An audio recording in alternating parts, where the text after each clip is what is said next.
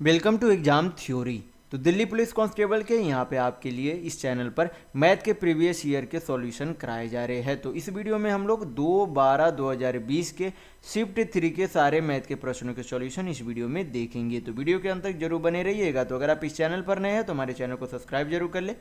ये हमारा social media platform है, आप हमसे यहाँ भी जुड़ सकते हैं। इसके लिंक आपको इस वीडियो के डिस्क्रिप्शन बॉक्स में मिल जाएंगे। और इस वीडियो को अपने दोस्तों के साथ शेयर करना बिल्कुल भी नहीं भूलिएगा। तो यहाँ पर हम लोग 2/12/2020 के शिफ्ट 3 के सारे मैथ के प्रश्नों के सॉल्यूशन देखेंगे। बाकी जो भी आपको यहाँ पर पीला में देखने को मिल रहा है वो सारे शिफ्टों के मैथ के सॉल्यूशन इस चैनल पर पहले ही करा दिए गए हैं। तो ये सारे वीडियो आप हमारे चैनल के प्लेलिस्ट में जाकर देख सकते हैं। तो चलिए बढ़ते आज के प्रश्नों की ओर। देखेंगे क्वेश्चन नंबर 1। यहाँ पर क्वेश्चन में दिया गया है कि एक कक्षा में लड़कों और लड़कियों की संख्या का अनुपात 9:7 है। सभी लड़कों और लड़कियों का औसत भार 54.25 kg है। यदि लड़कियों का औसत भार 52 kg है तो आपसे पूछा जा रहा है कि लड़कों का औसत भार कितना होगा। तो यहाँ पर सबसे पहले क्या दिया गया है, बॉयज, यहाँ पर नीचे हम लोग लिख लेते हैं बॉयज और गर्ल्स। अनुपात कितना दिया गया है, 9:7 दिया गया है। और यहाँ पर दिया गया है कि लड़कियों का औसत भार यानी कि एवरेज वेट आपका कितना दिया गया है, यहाँ पर 52 kg यानी कि 52 kg दिया गया है। और लड़के और लड़कियों का कुल मिलाकर एवरेज वेट आपका कितना दिया गया, 54.25 kg दिया गया है। ये आपसे क्वेश्चन में बोला जा रहा है, जो मैंने अभी तक नीचे लिखा है।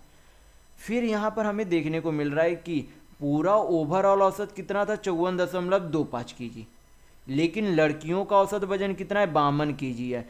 तो ओवरऑल औसत से कितना कम है लड़कियों का औसत वजन, तो 54.25 kg माइनस करेंगे 52 में से, तो आपका कितना आ जाएगा, यहाँ पर से 2.25 kg। कितना आ जाएगा, 2.25 kg। ये क्या, इतना कम जो है क्या है, उसके औसत में कमी है। तो हमें क्या करना है, इसका औसत निकालने के लिए इसमें क्या करेंगे, सबसे पहले इसका क्या करेंगे, योग निकाल लेते। तो योग निकालेंगे, योग निकालने के लिए यहाँ पर क्या करते हैं, 7 से गुना कर देते। तो कितना कम है, 7 से यहाँ पर गुना करेंगे। तो पहले आपका कितना आ जाएगा, यहाँ पर से 25 × 175 यानी कि 75, 1 7 दूनी 14, 1 15, यानी कि इतने का क्या है, इतने की इसमें जो है कम, कुल वजन में इतना कम जो है क्या है, लड़कियों का औसत में इतना कम वजन है। तो इसका क्या करेंगे, लड़कों में अब इसे बदलेंगे, क्योंकि लड़कों में ये जो आपकी लड़कियों में इतना कम है तो जुटा होगा किस में, लड़कों में जुटा होगा। तो लड़कों में अगर जुटा होगा तो इतना टोटल केजी जुटा है, लेकिन इनका हमें औसत चाहिए कि कितना वृद्धि हुआ है लड़कों में ओवरऑल औसत से। तो क्या करेंगे, इस औसत को 9 से डिवाइड कर देंगे, क्योंकि लड़कों की संख्या यहाँ पर 9 यूनिट है। तो 9 से डिवाइड करेंगे तो आपका कितना आ जाएगा, यहाँ पर से 1 दशमलव आपका कितना हो गया, 6। तो 9 सते 63, 3 63 4, 9 पचे 45, यानी कि 1.75 kg क्या होगा, ओवरऑल औसत से इतना अधिक आपका क्या होगा, लड़कों का औसत भार होगा। तो कितना हो जाएगा टोटल, 54.25 और 1.75 आपका कितना हो जाएगा, 5 5 10, 7 2 9 1 10, 54 1 55, 1 आपका कितना हो जाएगा, 56 kg होगा। यानी कि लड़कों का औसत भार कितना है, तो 56 kg है। तो यहाँ पर आपका ऑप्शन नंबर 1 बिल्कुल सही होगा। नेक्स्ट क्वेश्चन देखेंगे, क्वेश्चन नंबर 2। यहाँ पर क्वेश्चन में दिया गया है कि 7560 रुपये की धनराशि को ए, बी और सी के बीच इस प्रकार बांटा जाता है कि उनके हिस्सों में से क्रमशः 400 रुपये, 300 रुपये और 260 रुपये कम कर दिए जाए, तो उनके हिस्सों का अनुपात 4:2:5 हो जाता है। तो आपसे पूछा जा रहा है कि बी के हिस्से की मूल धनराशि कितनी है। तो यहाँ पर सब में क्या किया गया, 400, 300 और 260 रुपया कम कर दिया गया, यानी कि टोटल कम कितना किया गया तीनों में मिलाकर, तो 4 3 7 7 2 960 रुपया कम कर दिया गया।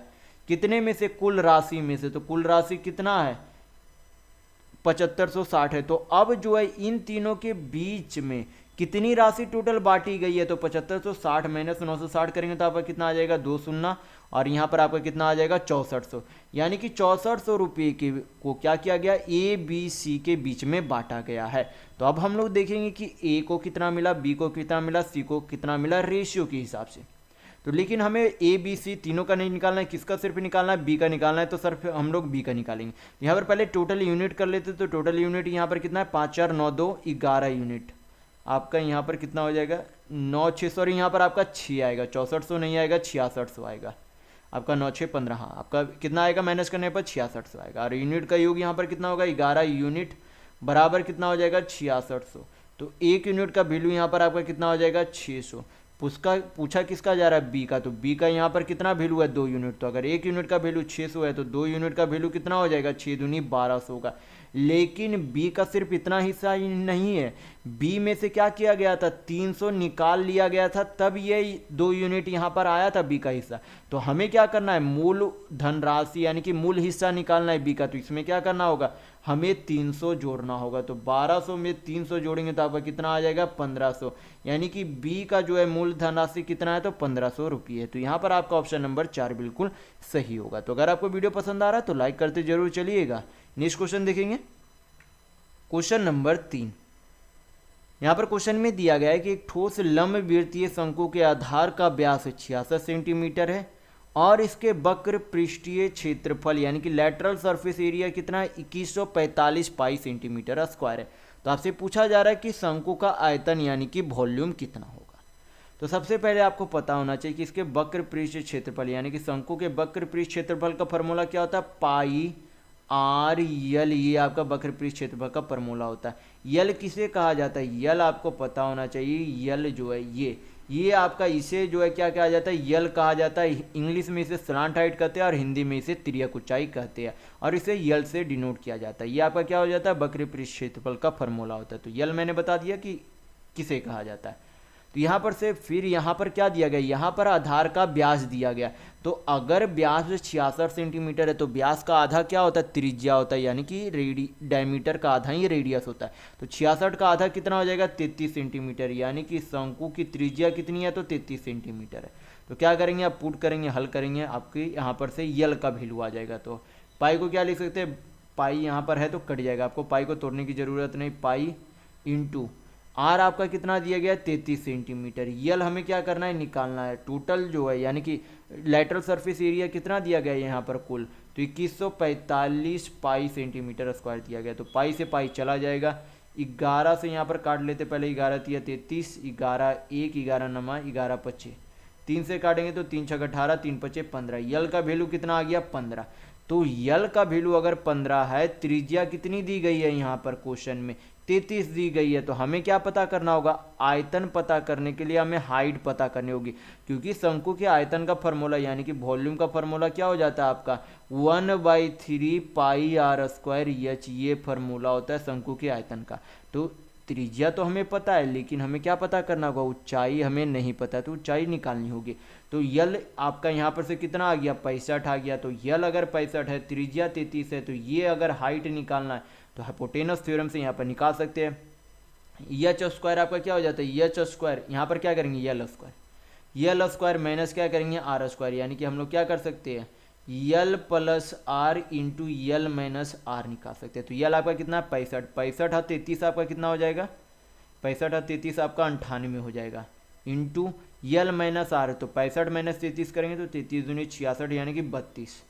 हल करेंगे आपका कितना आ जाएगा 7 7 49, यानी कि 7 आपका एक बाहर आएगा, एक आपका 8 बाहर आएगा, यानी कि आपका कितना हो जाएगा 56 सेंटीमीटर। ये आपकी क्या आ गई एच, यानी कि शंकु की ऊंचाई आ गई। तो ऊंचाई भी पता है, त्रिज्या भी पता है, तो वॉल्यूम अब हम लोग निकाल लेंगे। तो हल कर लेते हैं यहाँ पर से 1/3 पाई आपका आंसर में दिया गया, तो पाई रहने देंगे उसी तरीके से। त्रिज्या कितनी दी गई है 33 सेंटीमीटर, तो क्या करेंगे 33 इंटू 33, और ऊंचाई कितनी दी गई है यहाँ पर 33 इंटू आपकी ऊंचाई है आपका 56 सेंटीमीटर। हल करेंगे आपका आंसर आ जाएगा 11 से 33 आपका 11 बार में चला जाएगा। तो आपका तो पहले पाई आएगा, इकाई अंक आपका कितना आ जाएगा 6 3 18 इंटू 1 8, यानी कि इकाई अंक आपका 8 आएगा। यहाँ पर 2 है नहीं हो सकता, 6 है नहीं हो सकता, ये 8 है हो सकता है, यहाँ पर 7 है नहीं हो सकता, यानी कि आपका ऑप्शन नंबर 3 बिल्कुल सही होगा। बाकी आप चाहे तो गुणा करके देख सकते हैं, आपका 20,328 पाई इतना ही आपका क्या आएगा वॉल्यूम यानी कि आयतन आएगा। नेक्स्ट क्वेश्चन देखेंगे, क्वेश्चन नंबर 4। यहाँ पर क्वेश्चन में दिया गया कि एक व्यक्ति ने 60 किलोमीटर की यात्रा की और पुनः आरंभ की बिंदु पर वापस आ गया। उसके द्वारा वापस आने में लगा समय जाने में लगा समय के आधा घंटा अधिक यानी कि मोड़ लगता है, और वापस आने के दौरान उसकी चाल जाने के दौरान उसकी चाल से 10 किलोमीटर कम थी। तो आपसे पूछा जा रहा है कि जाने के दौरान उसकी चाल कितनी थी। तो यहाँ पर जो है सबसे पहले क्या दिया गया, दूरी दिया गया है। और यहाँ पर हम लोग क्या मान लेते, चाल यानी कि स्पीड हम लोग क्या मान लेते कि x किलोमीटर प्रति घंटा है। तो हम लोगों ने स्पीड क्या मान लिया, x किलोमीटर प्रति घंटा। तो यहाँ पर फिर आपको पता होना चाहिए कि समय बराबर यानी कि टाइम बराबर आपका क्या हो जाता है, डिस्टेंस बाई स्पीड होता है, यानी कि समय बराबर दूरी बटा चाल होता है। तो फार्मूला ध्यान रखिएगा।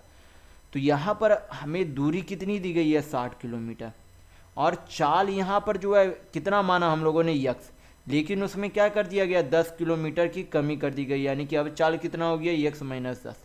लेकिन उसी को जब नॉर्मल चाल से चलता है, उसी दूरी को जब नॉर्मल चाल से चलेगा तो समय कितना लेगा, 60 बटा यक्स। इन दोनों का समय का अंतर कितना दिया गया, आधा घंटा समय का अंतर दिया गया। तो यहाँ पर क्या करेंगे, हल करेंगे, यक्स का वैल्यू आएगा, वही आपका क्या होगा, आंसर होगा। लेकिन अगर आप इसे पूरा बेसिक से अगर इसे हल करने के लिए जाएंगे तो काफ़ी लंबा बनेगा। सबसे बेहतर तरीका होता है कि क्वेश्चन इस तरीके का क्वेश्चन बना के बाई ऑप्शन फिर हल कर ले। तो यहाँ पर सबसे पहले 36 देखेंगे, 36 माइनस 10 करेंगे तो कितना होता है, 26। 26 क्या 60 से पूर्णतः विभाज्य हो रहा है, नहीं हो रहा है, यहाँ पर भी नहीं हो रहा, तो काफ़ी पूर्णांक में आ जाएगा, यानी कि ये नहीं सकता। यहाँ पर काटेंगे तो यहाँ पर 30, अगर यक्स का मान 30 रखते तो 30 माइनस 10 कितना हो जाएगा, 20। 20 को 60 से काटेंगे तो 3 माइनस 30, 60 बटा 30 तो कितना हो जाएगा, 2, यानी कि अंतर कितना आ रहा है समय का, 1 घंटा, लेकिन कितना होना चाहिए, आधा घंटा, यानी कि ये नहीं हो सकता। 40 देखेंगे तो 40 माइनस 10 करेंगे तो कितना हो जाएगा, 30। 60 को जब 30 से भाग करेंगे कितना आएगा, 2 माइनस 40। 60 बटा क्या है, 40 है, 60 बटा क्या है, 40 है, यक्स का मान 40। तो 20 से काटेंगे तो 20 तिया 60, 20 दूनी 40। हल करेंगे तो आपका यहाँ पर से कितना आ जाएगा, 2 दूनी 4, 4 माइनस 3 करेंगे तो आपका कितना आ जाएगा, 1/2 आएगा, यानी कि आधे घंटे के बराबर है। हमें क्या चाहिए था, आधा घंटा ही चाहिए था, यानी कि आपका ऑप्शन नंबर 3 बिल्कुल सही होगा। तो इस तरीके का प्रश्न हमेशा आप इस तरीके से इक्वेशन बनाकर बाई ऑप्शन फिर यक्स का वैल्यू पुट करके हल कर लेंगे। नेक्स्ट क्वेश्चन देखेंगे, क्वेश्चन नंबर 5। यहाँ पर क्वेश्चन में दिया गया है कि वह छोटी से छोटी संख्या कौन सी है जो 2983 में से घटाने पर प्राप्त संख्या को 9, 10 और 15 से विभाजित करने पर प्रत्येक स्थिति में शेषफल 3 बचता है। तो सबसे पहले ये जो 3 शेषफल बचता है उसे क्या कर लेते, पहले ही घटा लेते। तो घटाने पर आपका यहाँ पर से कितना आ जाएगा, 2980 आ जाएगा, 2980। अब क्या करेंगे, 9 का, 10 का और 15 का एलसीएम ले लेते। क्या करेंगे, एलसीएम यानी कि लघुत्तम कितना हो जाएगा यहाँ पर से आपका, 15 छक 90, ये आपका 90 कटेगा, यहाँ भी 90, यानी कि एलसीएम तीनों कितना हो जाएगा, इन तीनों संख्याओं का 90 हो जाएगा। अब यहाँ पर देखेंगे 90 से डिवाइड करने पर कितना शेष, यानी कि कितना जो शेषफल बचेगा वही आपका क्या हो जाएगा, आंसर हो जाएगा। तो 90 से डिवाइड करेंगे आपका कितना हो जाएगा, 9 तिया यहाँ पर कितना हो जाएगा, 27 270, फिर आपका कितना हो जाता है 28 280, तो 9 तिया 27, यानी कि 10 आपका क्या बच जा रहा है, रिमाइंडर बच रहा है। यानी कि अगर इसमें से 10 पहले ही घटा दिया जाए तो इन तीनों पूरी संख्याओं से क्या हो जाएगी, विभाजित हो जाएगी। तो यहाँ पर आपका ऑप्शन नंबर 4 बिल्कुल सही होगा। नेक्स्ट क्वेश्चन देखेंगे, क्वेश्चन नंबर 6। यहाँ पर क्वेश्चन में दिया गया 72 मीटर, 210 मीटर और 222 मीटर भुजाओं वाले एक त्रिभुजाकार मैदान का क्षेत्रफल उस आयताकार बगीचे के क्षेत्रफल के बराबर है जिसकी भुजाओं का अनुपात 21:10 है। तो आपसे पूछा जा रहा है कि आयताकार बगीचे का परिमाप कितना है। तो सबसे पहले हम लोग यहाँ पर चेक करेंगे कि क्या ये राइट एंगल ट्रायंगल है या नहीं। तो यहाँ पर जब इकाई अंक का स्क्वायर करेंगे, 2 का स्क्वायर करते तो कितना आता है 4, 0 का स्क्वायर करेंगे 0, 2 का स्क्वायर करेंगे तो कितना आएगा 4, यानी कि यहाँ पर कुछ हद तक हम लोग अनुमान लगा सकते हैं कि ये क्या है, राइट एंगल ट्रायंगल है। तो आप यहाँ पर क्योंकि ये रेशियो में आपका तो कटेगा नहीं, आपका 35 काफ़ी ये लंबा चला जाएगा, तो सबसे बेहतर तरीका होगा यहाँ पर अनुमान थोड़ा सा लगा ले कि हाँ राइट एंगल ट्रायंगल ही।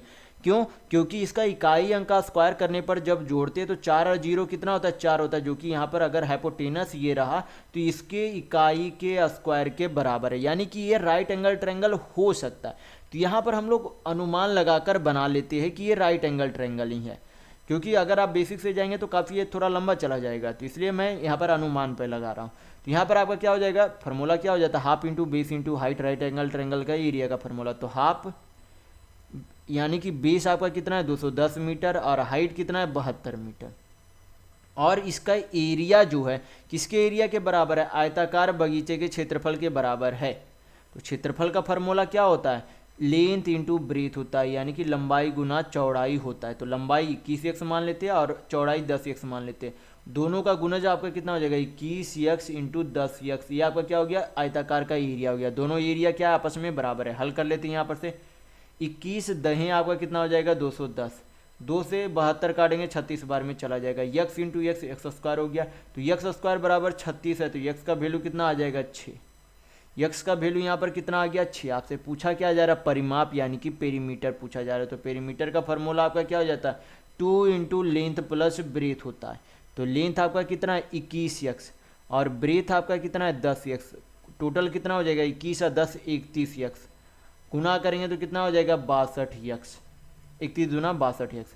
यक्स का वैल्यू यहाँ पर कितना दिया गया 6 दिया गया। तो 62 में 6 से गुना करेंगे तो आपकी पूरा परिमाप यानी कि पेरीमीटर आ जाएगा।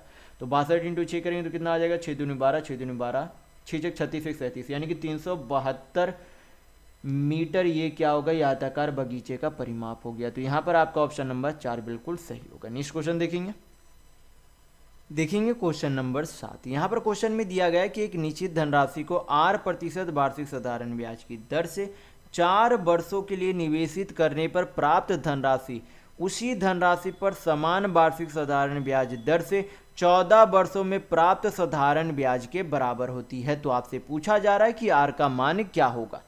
तो यहाँ पर जब आप क्वेश्चन को ध्यान से देखेंगे तो यहाँ पर हमें पता चल रहा है कि 4 साल का अमाउंट आपका प्रिंसिपल दोनों जगह सेम है यानी कि मूलधन सेम है। तो उसी मूलधन पर 4 साल का अमाउंट यानी कि मिश्र धन और उसी मूलधन पर 14 साल का साधारण ब्याज बराबर है। यानी कि ये जो आपका समय का अंतर है यानी कि ये जो आपका समय का अंतर है 10 साल है यानी कि 10 ईयर्स है वो आपका क्या है यहाँ पर प्रिंसिपल के बराबर है। यानी कि ये जो 4 साल में तो वो ब्याज के बराबर करने में लगाया होगा और ये जो बचा 10 साल है वो असल में किसको बराबर करने में लगाया होगा उस मूलधन को बराबर करने में लगाया होगा समय। तो प्रिंसिपल जो है खुद में कितना प्रतिशत होता है 100% होता है। तो 100% बनाने में उसे कितना साल लगा 10 साल लगा। तो 1 साल का रेट कितना हो जाएगा तो 10 से भाग कर देंगे 100% को तो कितना आ जाएगा 10%। यानी कि आर का यहाँ पर मान कितना आ गया 10। तो यहाँ पर आपका ऑप्शन नंबर 1 बिल्कुल सही होगा। नेक्स्ट क्वेश्चन देखेंगे क्वेश्चन नंबर 8। यहाँ पर क्वेश्चन में दिया गया है कि अरुण अपनी मासिक आय का 30% राशन पर, शेष धनराशि का 20% किराए के रूप में और शेष धनराशि का 45% बच्चों की शिक्षा पर और अन्य मदों पर खर्च करता है। यदि वह एक माह में 5544 रुपये बचत करता हुआ तो किराए पर कितना रुपया खर्च करता होगा ये आपसे पूछा जा रहा है। तो यहाँ पर सबसे मान लेते कि वह धनराशि कितनी है यक्स है। यक्स पे जो है 30% का फ्रैक्शन वैल्यू कितना हो जाएगा 3/10 यानी कि 10 यूनिट की कोई राशि पर 3 यूनिट क्या कर दिया जाता है खर्च कर दी जाती है।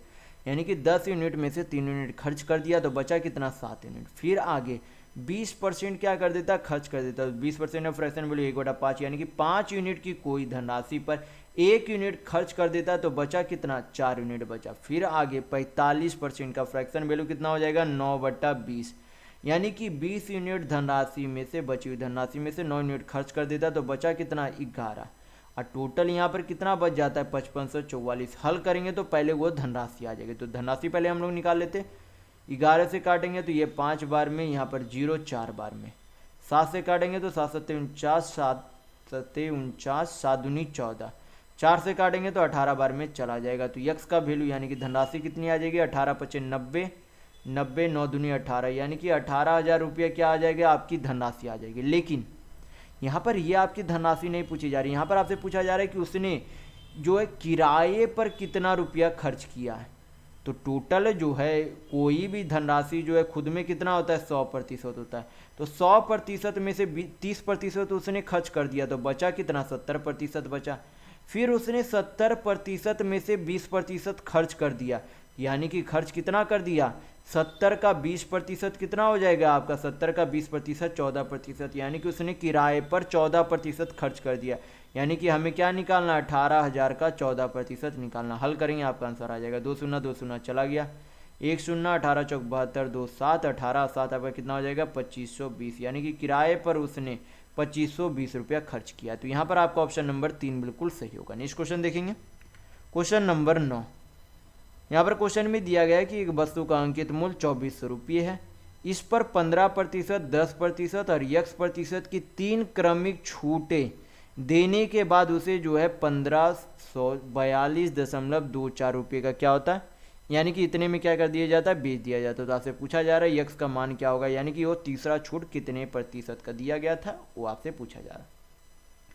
तो यहाँ पर सबसे पहले क्या करेंगे, यहाँ पर 15% का फ्रैक्शन वैल्यू कितना हो जाएगा आपका, 15% का फ्रैक्शन वैल्यू आपका हो जाएगा 3/20, यानी कि 20 यूनिट की कोई धनराशि पर जो है क्या कर दिया जाता है, 3 यूनिट का छूट दिया जाता है। तो कितना हो जाएगा, 20 में 3 माइनस तो 17 यूनिट। फिर 10% का फ्रैक्शन वैल्यू कितना होगा, 1/10, यानी कि 10 यूनिट में 1 यूनिट क्या कर दिया जाता, छूट दिया गया, यानी कि 9 यूनिट हो गया। और x% का यहाँ पर मान लेते a अनुपात b है, यानी कि a का जो है दाम था b में बेच दिया। हल करेंगे यहाँ पर आपका, फिर जो है 2400 रुपये का बेचा, कितने में गया, 2400 रुपये के सामान को 1542.24 रुपये में बेचा गया। हल करेंगे यहाँ पर पॉइंट आ जाएगा, तो नीचे कितना आ जाएगा, 2 शून्य। अब क्या कर देंगे, ये जो आपस में गुना है, ये जो आपका पूरा तीनों गुना होगा, इसे क्या करेंगे, यहाँ पर इससे गुना कर देंगे, और ये जो आपका इधर का उसे क्या करेंगे, यहाँ पर से गुना कर देंगे। फिर क्या करेंगे, हल करेंगे, यहाँ पर से इसे गुना करेंगे तो आपका कितना आ जाएगा, 20 × 10 × a इंटू आपका क्या हो जाएगा, 154,224/100 बराबर आपका कितना हो जाएगा, 17 × 9 × b इंटू आपका कितना हो जाएगा, 24 हो जाएगा। तो क्या करेंगे, अब हल करेंगे यहाँ पर से हम लोग, तो आपका 1 से 2 शून्य से 2 शून्य चला गया, यहाँ पर 2 से काटेंगे तो 12 बार में चला जाएगा।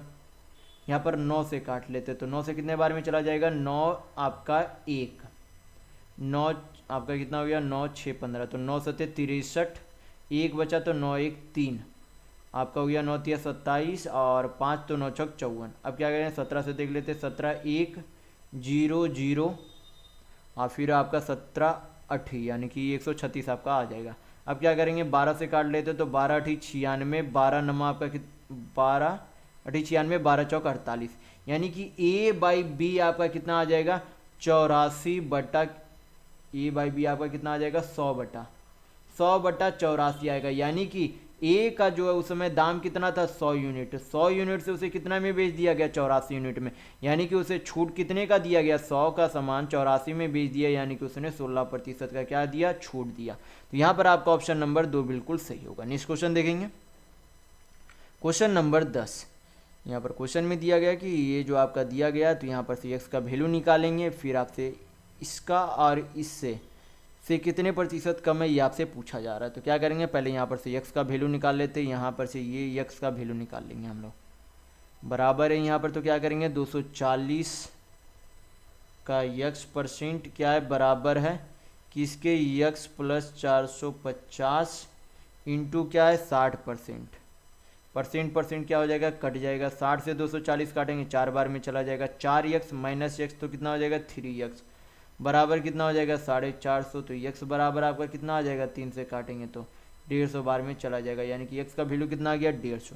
अब क्या करेंगे, पहले वाले में पुट करते हैं, तो x प्लस कितना है, 50, तो 150 और 50 कितना हो जाएगा, इसका आपका 200 हो जाएगा। तो 200 का हमें क्या निकालना है, 20%, तो 200 का 20% कितना हो जाएगा, 40। फिर हमें इसका क्या निकालना है, x का 40%, यानी कि 150 का 40%, तो 150 का 40% कितना होता है, 60।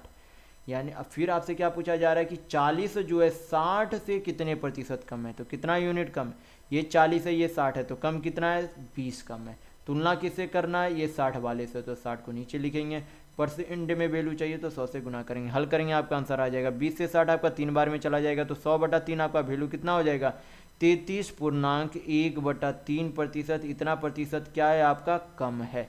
तो यहाँ पर आपका ऑप्शन नंबर 3 बिल्कुल सही होगा। नेक्स्ट क्वेश्चन देखेंगे, क्वेश्चन नंबर 11। यहाँ पर क्वेश्चन में दिया गया है कि दो धनात्मक पूर्णांकों के बीच का अंतर 1627 है।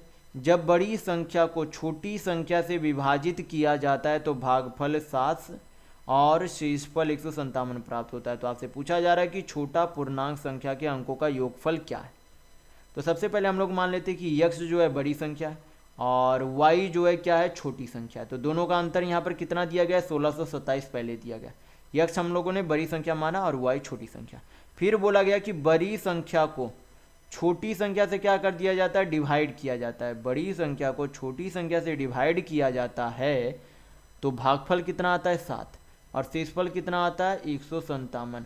हल करेंगे तो कितना हो जाएगा 7y, क्योंकि भागफल इंटू भाज्य करेंगे प्लस शेषफल करेंगे तो 7y प्लस 157 किसके बराबर हो जाएगा आपका यहाँ पर भाजक भाज्य के बराबर हो जाएगा आपका यहाँ पर से, यानी कि ये आपका यक्स के बराबर हो जाएगा, यक्स के बराबर हो जाएगा। तो यक्स का वैल्यू यहाँ पर आपका कितना आ गया, यक्स बराबर आप यहाँ पर क्या पुट कर सकते हैं 7y प्लस 157, यानी कि यक्स के जगह यहाँ पर पुट कर सकते हैं 7y प्लस 157 माइनस y बराबर कितना हो जाएगा 1627।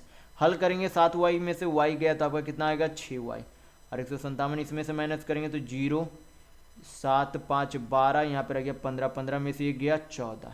हल करेंगे 6 से काटेंगे तो 6 दूनी 12, 2 6 चौक 24, 24 3 6 25 30, यानी कि y का वैल्यू कितना आ गया 245। सबसे छोटी संख्या हम लोगों ने क्या मानी थी y मानी थी, तो सबसे छोटी संख्या कौन सी आ गई 245। तो संख्या नहीं पूछा जा रहा, पूछा क्या जा रहा है उनके अंकों का योग पूछा जा रहा है, यानी कि डिजिट का सम पूछा जा रहा। तो डिजिट का सम आपका कितना हो जाएगा 5 4 9 2 11, यानी कि छोटी संख्या का डिजिट का सम 11 होगा। तो यहाँ पर आपका ऑप्शन नंबर 2 बिल्कुल सही होगा। नेक्स्ट क्वेश्चन देखेंगे, क्वेश्चन नंबर 12। यहाँ आपका सिंपल सा सिंप्लीफिकेशन का क्वेश्चन है, तो क्या करेंगे हल करेंगे। सबसे पहले आपका क्या दिया गया 4/21 दिया गया, ये आपका क्या है ये ऑफ में है तो इसे पहले हल कर लेंगे। आपका कितना आ जाएगा यहाँ पर से 3/14, भाग को गुना में चेंज करेंगे तो सामने वाली संख्या उल्टा हो जाती है, यानी कि 3/14 को क्या लिखेंगे 14/3 लिखेंगे। माइनस यहाँ पर इसे तोड़ेंगे तो 1/2 इंटू 3 और 2 5/3, फिर आपका प्लस में यहाँ पर इसे हल करेंगे तो आपका कितना आ जाएगा 89, यानी कि 89 पर रेकरिंग है, 2 अंकों पर रेकरिंग है तो नीचे क्या आ जाएगा 2 बार 99, यानी कि 2 बार 9 9 आ जाएगा। फिर यहाँ पर इसे भाग है, भाग को गुना में चेंज कर देंगे तो यहाँ पर आपका कितना आ जाएगा, ये आपका हल करने पर कितना आ जाएगा 98।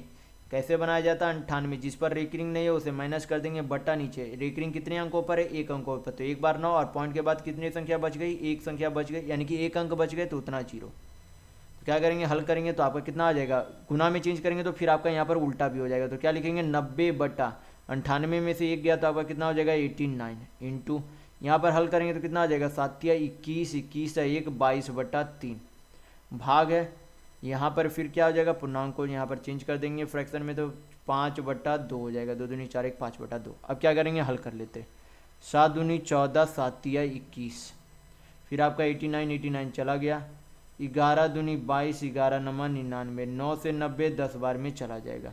अब क्या करेंगे बाकी जो बच गया सारा नीचे लिख लेंगे, तो कितना आ जाएगा आपका 4 दूनी 8 3 3 9 माइनस 5 कितना हो जाएगा 6 प्लस यहाँ पर आपका कितना है 10 दूनी 20, नीचे आपका कितना है 10 दूनी 20, नीचे आपका 3 बचा, भाग है यहाँ पर तो गुना में चेंज करेंगे तो उल्टा हो जाएगा 5/2 को 2/5 लिखेंगे। हल करेंगे 5 चौक 20 हो गया, यहाँ पर आपका कितना आ जाएगा 8, 9 6 और 3 का एलसीएम कितना हो जाएगा आपका 18, तो 9 × 18 8 × 24 माइनस 6 × 18 तो 9 दूनी 18 सॉरी 9 दूनी 18 तो कितना हो जाएगा 8 दूनी 16, 6 × 18 तो कितना हो जाएगा 5 × 15 प्लस आपका यहाँ पर 3 × 6 18 तो 4 दूनी 8, 8 6 कितना हो जाएगा 48, यहाँ पर आपका कितना बचेगा यहाँ पे तो 1 48 है, कितना हो जाएगा 49/18 आपका आंसर आएगा। तो यहाँ पर आपका ऑप्शन नंबर 3 बिल्कुल सही होगा। नेक्स्ट क्वेश्चन देखेंगे, क्वेश्चन नंबर 13। यहाँ पर क्वेश्चन में दिया गया है कि किसी धनराशि पर 15% वार्षिक ब्याज दर से 2 वर्षों में प्राप्त होने वाली चक्रवृद्धि ब्याज 7282 रुपये है, जिनमें ब्याज प्रति माह जो है 8 माह पर चक्रवृद्धि किया जाता है। यदि ब्याज वार्षिक रूप से चक्रवृद्धि किया जाए तो समान धनराशि पर समान ब्याज दर से समान अवधि के लिए प्राप्त होने वाली मत्स्यधन कितनी होगी, आपसे पूछी जा रही है। तो सबसे पहले यहाँ पर क्या बोला गया कि जो आपका ब्याज लग रहा है वो कैसे लग रहा है 8 महीने के हिसाब से लग रहा है, यानी कि हमें क्या निकालना होगा कि 8 महीने में कितने प्रतिशत का ब्याज लगता है, लेकिन यहाँ पर ब्याज 1 साल का दिया गया था तो इसलिए हमें 8 महीने का निकालना होगा। तो 8 महीने को चेंज करेंगे आपका साल में तो कितना हो जाएगा 12 से डिवाइड करेंगे, इंटू क्या करेंगे कितना रेट है 15, हल करेंगे यहाँ पर से तो 4 दूनी 8 4 × 12, 3 से काटेंगे 15 5 बार में चला जाएगा, यानी कि 8 महीने में 10% का क्या लगता है ब्याज लगता है। 10% का फ्रैक्शन वैल्यू कितना हो जाएगा 1/10, यानी कि प्रत्येक 8 महीने में 10 यूनिट से क्या हो जाता है 1 यूनिट ब्याज लगकर 11 यूनिट हो जाती है। और यानी कि एक बार 8 महीने, तो 2 साल में टोटल कितने महीने होते हैं 24 महीने, तो 8 महीने का एक बार आपका सर्कल चलेगा, तो 24 महीने में टोटल कितने बार सर्कल चल जाएंगे 3 बार। तो यहाँ पर क्या कर देंगे क्यूब कर देंगे। ये आपका इधर क्या है प्रिंसिपल है, इधर आपका क्या है अमाउंट है, तो प्रिंसिपल आपका कितना हो जाएगा 1000 यूनिट और अमाउंट कितना हो जाएगा 11 का क्यूब 1331 होता है। तो ये आपका प्रिंसिपल यानी कि मूलधन है और ये आपका अमाउंट यानी कि मिश्र धन है। तो अमाउंट माइनस प्रिंसिपल करेंगे तो आपका क्या आ जाएगा कंपाउंड इंटरेस्ट यानी कि चक्रवृद्धि ब्याज आ जाएगा। तो यूनिट में आपका कितना हो जाएगा यहाँ पर से, यूनिट में आपका कंपाउंड इंटरेस्ट 1331 माइनस 1000 करेंगे तो 331 यूनिट होगा। और रुपये में यहाँ पर कितना दिया गया है, रुपये पर यहाँ पर ब्याज दिया गया है 7282 रुपया दिया गया। तो 1 यूनिट का वैल्यू निकालेंगे यहाँ पर 3 दूनी 6 यानी कि 2 बार में 1 दूना 2 यानी कि 22 बार में ये चला जाएगा। तो 1 यूनिट का वैल्यू कितना हो गया 22 रुपये। तो यहाँ पर से हम लोग क्या निकाल सकते हैं प्रिंसिपल यानी कि मूलधन निकाल सकते हैं। तो अगर 1 यूनिट का वैल्यू 22 रुपये है तो 1000 यूनिट, क्योंकि प्रिंसिपल 1000 यूनिट था, अगर 1 यूनिट का वैल्यू 22 रुपये है तो 1000 यूनिट का वैल्यू कितना हो जाएगा 22,000 रुपये होगा। हमें क्या चाहिए मिश्र धन चाहिए। मिश्र धन अब किस में चाहिए 15% के वार्षिक चक्रवृद्धि ब्याज के हिसाब से चाहिए। तो 15% का फ्रैक्शन वैल्यू कितना हो जाएगा 3/20 होगा, यानी कि 20 की कोई धनराशि पर 3 यूनिट का क्या लगता है ब्याज लगता है, यानी कि 23 यूनिट हो जाती है। कितने बार चलती है 2 बार, तो क्या करेंगे 2 बार 23/20 लिखेंगे। हल करेंगे आपका क्या आ जाएगा अमाउंट यानी कि मिश्र धन आ जाएगा। तो हल कर लेते 1 2 शून्य से 2 शून्य चला गया, 2 दूनी 4, 4 पच्चे 20, 4 पच्चे 20 कट गया, 23 इंटू 23 आपका कितना हो जाता है 529 इंटू क्या करेंगे 55, तो आपका कितना आ जाएगा 9 पच्चे 45, यानी कि इकाई अंक क्या आना चाहिए 5। यहाँ 5 है हो सकता है, यहाँ 0 है नहीं होगा, 0 है नहीं होगा, 2 है नहीं होगा, यानी कि आपका ऑप्शन नंबर 1 बिल्कुल सही होगा। अमाउंट यानी कि मिश्र धन कितना आ जाता है 29,095 रुपये। नेक्स्ट क्वेश्चन देखेंगे क्वेश्चन नंबर 14। यहाँ पर क्वेश्चन में दिया गया है कि किसी वस्तु को इसके विक्रय मूल्य के 8/11 में बेचने पर मधु को 10% की हानि होती है। यदि वह वस्तु को उसके वास्तविक विक्रय मूल्य के 85% पर बेचता तो उसका लाभ प्रतिशत कितना होता है, ये आपसे पूछा जा रहा है। तो यहाँ पर सबसे पहले हम लोग एज्यूम कर लेते हैं कि उस वस्तु का जो है मूल्य कितना था और बेचा कितने में किया था। तो एज्यूम यहाँ पर सबसे बेहतर होगा किस तरीके से करेंगे, सबसे पहले 10% का फ्रैक्शन वैल्यू कितना होता है 1/10, और 10 यूनिट की कोई वस्तु को कितने में बेचा जा रहा है 9 यूनिट में बेचा जा रहा है, और 85% का फ्रैक्शन वैल्यू कितना होता है 17/20, यानी कि यहाँ पर क्या करेंगे 20 और 9 का क्या कर लेते हैं, यहाँ पर 20 और 9 को गुना कर देंगे तो कितना आ जाएगा 180। 180 को क्या करेंगे ऊपर नीचे गुना कर देंगे, ये जो संख्या दी गई है ऊपर नीचे गुना कर देंगे। तो 18 इंटू 11 करेंगे तो आपका कितना हो जाएगा, तो 18 8 आपका 1 बच गया, तो 18 1 आपका कितना हो जाएगा 19, यानी कि 1900 कितना हो गया 80 रुपये। इतना क्या था एक तरीके से अंकित था, लेकिन बेचा कितने में गया 18 इंटू 8 करेंगे तो आपका कितना हो जाएगा 144 पर 1 शून्य, यानी कि अंकित किया गया था 1980, लेकिन बेच कितने में दिया गया 1440 में बेच दिया। तो यहाँ पर से अब हम लोग क्या निकाल सकते हैं सीपी निकाल सकते हैं। कैसे, यहाँ पर दिया गया है कि हानि प्रतिशत कितना है 10% है, यानी कि 10 यूनिट के कोई सामान को कितने में बेच दिया गया 1 यूनिट कम, यानी कि 9 यूनिट में बेच दिया गया। तो यहाँ पर से हल करेंगे तो आपका क्या निकल जाएगा सीपी यानी कि क्रय मूल्य निकल जाएगा। तो हल करेंगे 9 से काटेंगे कितने बार में चला जाएगा आपका, यहाँ पर से आपका 16 नमा 144, यानी कि यहाँ पर आपका सीपी क्रय मूल्य कितना आ जाएगा 1600 रुपया आपका क्या आ गया क्रय मूल्य आ गया। तो यहाँ पर से फिर क्या पूछा जा रहा है कि उसका लाभ प्रतिशत कितना होगा यदि इसके वास्तविक यानी कि इस वास्तविक मूल्य से 17/20 में बेचता है, यानी कि इसका हमें क्या निकालना होगा 17/20 निकालना होगा। हल करेंगे कितना आ जाएगा, यहाँ पर से 1 शून्य चला गया, 2 से काटेंगे तो आपका 17 नमा ये आपका नमा 17 नमा आपका कितना हो जाता है 153 3 15 और 153 और 15 आपका कितना हो जाएगा 168 होगा, यानी कि 1368 में क्या करना उसे बेचना, और सामान कितने का है 1600 रुपये का। तो लाभ कितने का हो रहा है 83 रुपये का लाभ हो रहा है। 16 का सामान है 1683 रुपये में बेचेगा तो कितने का लाभ हो रहा है 83 रुपये का। सीपी नीचे लिखा आएगा 1600 रुपये, परसेंट में वैल्यू चाहिए 100 से गुना करेंगे, हल करेंगे आंसर आ जाएगा 2 शून्य चला गया, 16 से काटेंगे तो 16 25 80, 3 बचा तो लगभग 16 दूनी 32, क्योंकि 1 दशमलव तक ही हमें मान चाहिए यहाँ पर दिया गया। तो आपका लगभग कितना हो जाएगा 5.2% का क्या हो जाएगा लाभ होगा। तो यहाँ पर आपका ऑप्शन नंबर 2 बिल्कुल सही होगा। नेक्स्ट क्वेश्चन देखेंगे क्वेश्चन नंबर 15। यहाँ पर क्वेश्चन में दिया गया है कि ए जो है किसी काम का 33.33% भाग 10 दिन में पूरा कर सकता है, बी उसी काम का 66.2/3 भाग को जो 8 दिनों में पूरा कर सकता है और दोनों एक साथ मिलकर 8 दिनों तक काम करते हैं। सी इस काम को सी ने जो अकेले 3 दिन में पूरा किया। तो आपसे पूछा जा रहा है कि ए और सी एक साथ मिलकर मूल्य काम का 5/6 भाग को कितने दिनों में पूरा करेंगे, ये आपसे पूछा जा रहा है। तो सबसे पहले 33.1/3 का फ्रैक्शन वैल्यू कितना होगा 1/3, 66.2/3 का कितना होगा 2/3, ये आपको ध्यान होना चाहिए। तो 1/3 काम 10 दिन में करता है, ये जो है टोटल 1/3 काम 10 दिन में करता है। तो टोटल काम कितना होता है, हमेशा एक काम होता है।